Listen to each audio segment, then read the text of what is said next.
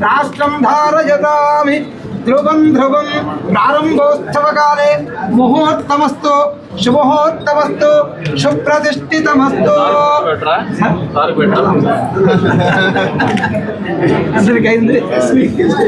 शुभमुहूर्तमस्तु सुप्रतिष्ठितमस्तु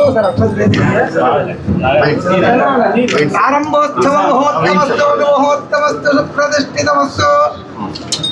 शतमानं भवति